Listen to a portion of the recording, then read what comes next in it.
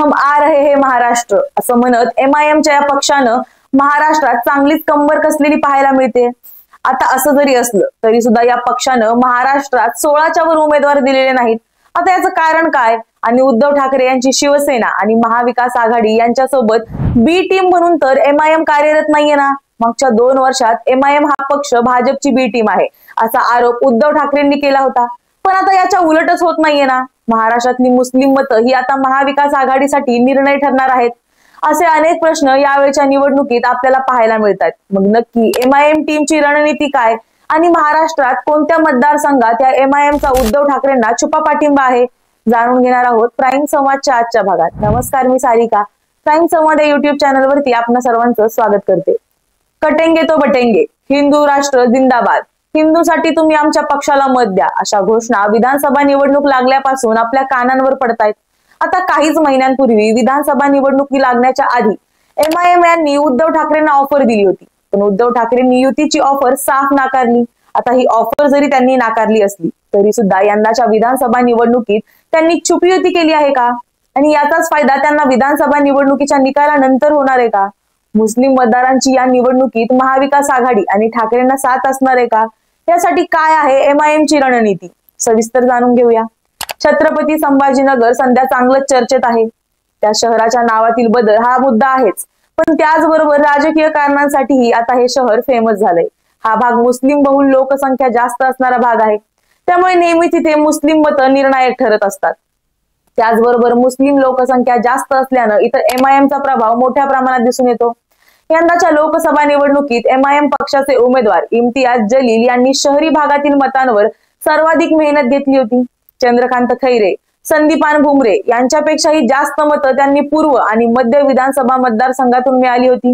हा आकडा आणखी वाढला असता, पण काही मुस्लिम मतं महाविकास आघाडीमुळे चंद्रकांत खैरे यांच्या पारड्यात गेली आणि जलील यांचा पराभव झाला। तरी आता विधानसभा निवडणुकीत एमआयएमचे छत्रपती संभाजीनगरमध्ये संभाजीनगर पूर्व मतदारसंघात जलील यांना उमेदवारी दिली आहे। आता याच पार्श्वभूमीवर संभाजीनगर जिल्ह्यातील इतर 2 मतदारसंघांचाही आढावा घेऊयात। आधी संभाजीनगर मधील वैजापूर विधानसभा मतदारसंघाबद्दल बघू। हा राज्यातील 112वा विधानसभा मतदारसंघ आहे। दीर्घकाळ काँग्रेसचा गड असलेल्या या जागेवर 1999 ते 2009 पर्यंत शिवसेनेच्या उमेदवारांचं वर्चस्व राहिलं होतं। 2014 मध्ये या विधानसभा निवडणुकीत एनसीपीच्या उमेदवारानं विजय मिळवला होता। 2019च्या विधानसभा निवडणुकीत वैजापूर मतदारसंघावर शिवसेनेचे रमेश बोरनारे लढले होते। त्यांच्या विरोधात एनसीपीचे अभय पाटील समोर होते। तरी येथील मतदारांनी रमेश बोरनारे यांना मोठ्या प्रमाणात पसंती दिली। रमेश बोरनारे यांनी 98,183 मतं मिळवली, तर त्यांचे सर्वात जवळचे प्रतिस्पर्धी 40,000 मतांचाही आकडा गाठू शकले नाहीत। या निवडणुकीत रमेश बोरनारे यांनी 59,163 मतांच्या मोठ्या फरकानं विजय मिळवला। यंदा या मतदारसंघातून शिवसेना शिंदे गटाचे रमेश बोरनारे विरुद्ध शिवसेना ठाकरे गटाचे दिनेश परदेशी असा शिवसेना विरुद्ध शिवसेना सामना थेट रंगतोय। वैजापूर विधानसभा मतदारसंघातील जातीगत समीकरणांची चर्चा केली तर या मतदारसंघात साधारणतः 14% दलित मतदार, 6% आदिवासी मतदार आणि 10% मुस्लिम मतदार आहेत। मुस्लिम समाजाचं या क्षेत्रात महत्वाचं स्थान आहे आणि ते निवडणुकीत निर्णायक भूमिका निभावू शकतात। 2019 मध्ये इम्तियाज जलील यांनी या मतदारसंघातून 25,000 पेक्षा जास्त मतं मिळवली होती। असं असतानाही एमआयएम पक्षाने त्यांना एकही उमेदवार या मतदारसंघात दिला नाही। आता यावरून काय अंदाज येऊ शकतो? तर इथं मुस्लिम मतांच्या विभाजनाची सगळ्यात जास्त शक्यता वर्तवली जाते, कारण हा भाग मुस्लिम बहुल आहे। आता इथे मतांचं विभाजन होऊ नये म्हणून एमआयएम पक्षानं इथे त्यांचा एकही उमेदवार न देता महाविकास आघाडीला आणि दिनेश परदेशी यांना पाठिंबा दर्शवायचं ठरवलंय। संभाजीनगर पश्चिम विधानसभा सीट अनुसूचित जातीच्या उमेदवारांसाठी राखीव आहे। शिवसेनेचा या सीटवर दीर्घ काळापासून प्रभाव आहे। 2009, 2014 आणि 2019च्या निवडणुकांमध्ये भाजपच्या संजय शिरसाट यांनी या जागेवर विजय मिळवलाय। सध्या या सीटवर संजय शिरसाट निवडणुकीचं प्रतिनिधित्व करतायत। 2019च्या विधानसभा निवडणुकीत शिवसेनेनं संजय शिरसाट यांच्यावर विश्वास ठेवून त्यांना पुन्हा निवडणुकीत उभं केलं। सलग तिसऱ्यांदा शिरसाट यांनी या जागेवरून निवडणूक लढवली। त्यांचे मुख्य प्रतिस्पर्धी होते ते अपक्ष उमेदवार राजू शिंदे, ज्यांनी या निवडणुकीत दुसरं स्थान मिळवलं। निवडणुकीचा निकाल जाहीर झाल्यानंतर संजय शिरसाट यांना 83,792 मतं मिळाली, तर राजू शिंदे यांना 43,347 मतं मिळाली। ही मतं मुस्लिम मतदारांमध्ये झालेल्या विभाजनामुळे मिळाली असंही एमआयएम कडून सांगण्यात आलं होतं। औरंगाबाद पश्चिम विधानसभा क्षेत्रामध्ये मुस्लिम आणि दलितांचं मताधिक्य सर्वाधिक आहे। इथे दलितांचं मताधिक्य सुमारे 24% आहे, तर आदिवासी समुदायाचं मताधिक्य 1% इतकं आहे। मुस्लिम समुदायाच्या मतदानाचा हिस्सा सुमारे 17% आहे। यंदा इथे राजू शिंदे शिवसेना युबीटी कडून तर संजय शिरसाट शिवसेना शिंदे कडून असा सामना रंगतोय। या मतदारसंघात एमआयएम या पक्षाने त्यांचा एकही उमेदवार दिलेला नाहीये। यावरून हा पक्ष ठाकरे गटासाठी बी टीम म्हणून काम करतोय की काय असा प्रश्न पडतोय। याचं कारण काय, तर इथे मुस्लिम मतं निर्णायक आहेत। आता या मुस्लिम मतांचं विभाजन होऊन ती मतं एमआयएम आणि शिवसेना उभाटा यांच्यामध्ये विभागली जाऊ नयेत म्हणून या पक्षानं त्यांचा एकही उमेदवार या भागात दिलेला नाहीये हे सिद्ध होतंय। यावरून या पक्षाचा महाविकास आघाडीला इथे छुपे पाठिंबा असल्याचं स्पष्ट झालंय। या दोन मतदारसंघांबद्दल बोलल्यानंतर आता एमआयएमने जिथे उमेदवार दिलाय त्या बाबतीतही बोलावं लागलंय। संभाजीनगर पूर्व विधानसभा जागेवर सध्या भारतीय जनता पक्षाचे अतुल सावे हे विद्यमान आमदार आहेत। 2019 मध्ये अतुल सावे यांनी इथे सलग दुसऱ्या वेळा निवडणूक जिंकली होती। याआधी ही जागा काँग्रेसच्या ताब्यात होती। 2004 आणि 2009 मध्ये काँग्रेसचे उमेदवार इथे निवडून आले होते। मात्र ही जागा भाजपचा गड मानला जाऊ शकते, कारण 1985 ते 1999 पर्यंत भाजपाचे हरिभाऊ बागडे या जागेवर लागोपाठ निवडून आले होते।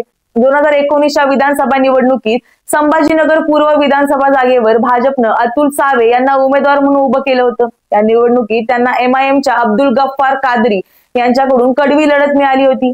दोन्ही उमेदवारांमध्ये चांगलीच टक्कर पाहायला मिळाली होती। मात्र अखेरीस अतुल सावे यांना 93,966 मतं मिळाली आणि ते विजयी झाले, तर एमआयएमचे अब्दुल गफ्फार कादरी यांना 80,036 मतं मिळाली होती। औरंगाबाद पूर्व विधानसभा क्षेत्रातील जातीगत समीकरणांविषयी बोलायचं झालं तर इथे मुस्लिम समुदाय मोठ्या प्रमाणावर आहे। या समुदायाचा मतदारसंघात 38% वाटा आहे। त्याचप्रमाणे दलित समाजाचं मतं ही 16% आहेत आणि आदिवासी समाजाची मतं सुमारे 1.5% आहेत। यंदा संभाजीनगर पूर्व मतदारसंघात भाजपचे अतुल सावे, एमआयएमचे इम्तियाज जलील आणि त्यांच्या विरोधात समाजवादी पक्षाकडून अब्दुल गफ्फार कादरी निवडणूक लढवतात। काँग्रेसनं इथं उमेदवार दिला असला तरी तो नावाजलेला आणि राजकीय कारकीर्द असलेला अजिबात नाहीये, त्यामुळे इथे इम्तियाज जलील यांना फायदा होऊ शकतो। आता ही खेळी महाविकास आघाडीनं इम्तियाज जलील यांच्या बाजूने खेळल्याचं दिसून येतंय। याचं कारण म्हणजे काँग्रेसनं दिलेला उमेदवार हा तगडा किंवा मुस्लिम नाही, त्यामुळे इथली मुस्लिम बहुल लोकसंख्या ही इम्तियाज जलील यांना चांगलाच पाठिंबा देऊ शकते।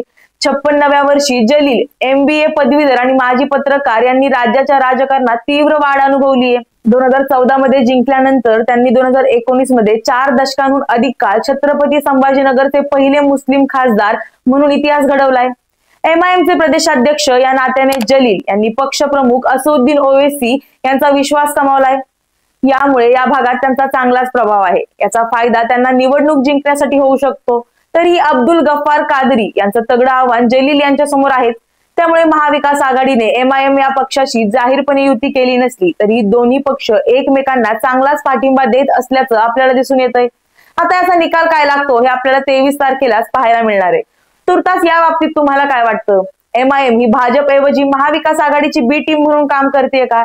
याचा फायदा महाविकास आघाडीला विधानसभेच्या निवडणुकीत होऊ शकतो का?